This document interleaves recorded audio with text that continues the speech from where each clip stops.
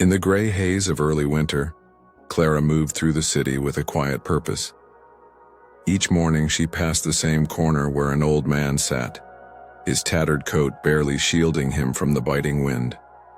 His name, she'd learned after weeks of small conversations, was Elias. Clara brought him small things: a warm coffee, a knitted scarf she'd made herself, a note tucked into a sandwich bag that read, "You are seen."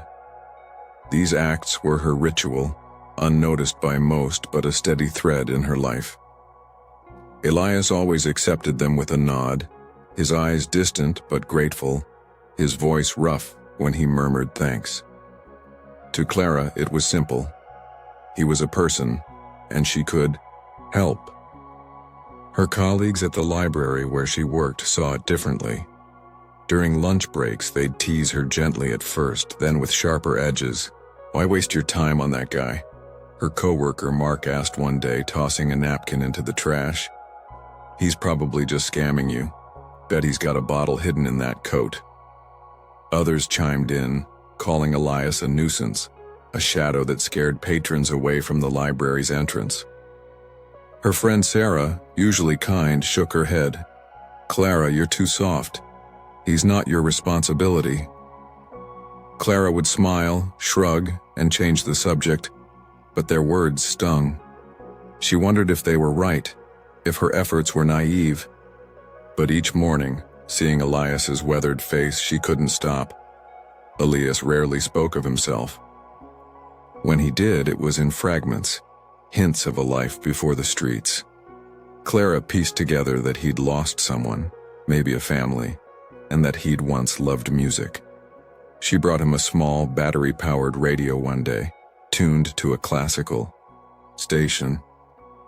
His fingers trembled as he took it, and for the first time she saw a flicker of something like joy in his eyes. Still, he kept his past locked away, and Clara didn't push. She sensed the weight of his silence, the way trauma could bury a person's story. Clara's life revolved around routine, work, her small apartment, her knitting, and Elias. But this winter marked a milestone: the library's Centennial celebration, a grand event where Clara was to receive an award for her years of service. The city's mayor would attend, along with local dignitaries and her colleagues. Clara felt nervous but proud, though she couldn't shake a quiet wish that Elias could be there, clean and warm, sharing in the moment. She mentioned the event to him one morning, slipping him an extra pair of gloves. "It's a big deal for me," she said softly. Elias nodded, his eyes on the ground. "You deserve it, Clara," he said, his voice barely audible. The night of the Centennial arrived, the library transformed with lights and flowers. Clara stood near the podium, her award in hand, her colleagues' applause ringing in her ears. Mark and Sarah were there, smiling but distant, their earlier judgments lingering in Clara's mind. The mayor was mid-speech when a commotion stirred at the back of the room. Heads turned as a group of people entered, men and women in crisp uniforms, others in suits, their faces solemn but purposeful. At their center was Elias, cleaned up, his coat replaced by a worn but neat jacket. Clara's heart stopped. He looked different, yet unmistakably himself, his eyes still carrying that quiet weight.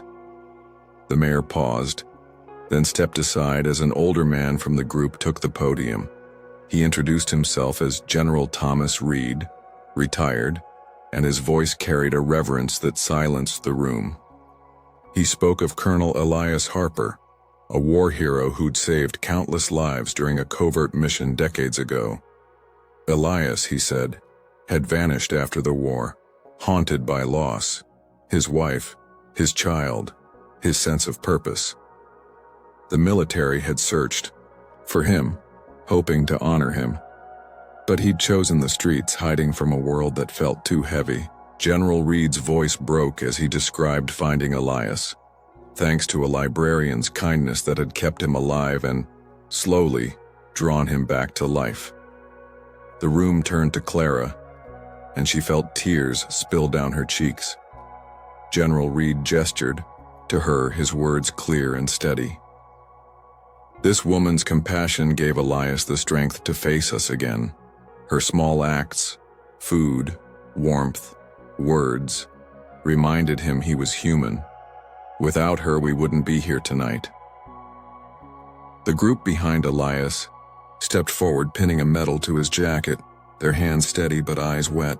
Elias looked at Clara, and for the first time he smiled fully, a smile that carried years of pain and gratitude.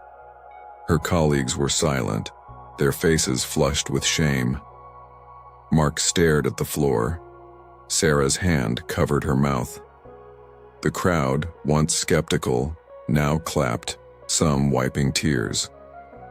Clara felt no triumph, only a deep aching relief that Elias was seen, not just by her but by the world. The event continued, but the air had changed. Judgments softened, perspectives shifted. Later, Elias found Clara by the refreshment table. "You gave me more than you know," he said, his voice stronger now. "I was ready to disappear, you wouldn't let me." In the weeks that followed, the library buzzed with new energy. Mark started a food drive, his usual sarcasm replaced by quiet determination. Sarah volunteered to knit scarves for the homeless shelter, her needles clicking late into the night. Elias, with support from the veterans group, moved into a small apartment. He began visiting the library, not as a shadow but as a guest, sharing stories of his past with patrons who listened, awestruck. Clara's award sat on her shelf, but the real reward was the ripple of change. Her kindness had sparked something larger, a reminder that every person carried a story worth seeing.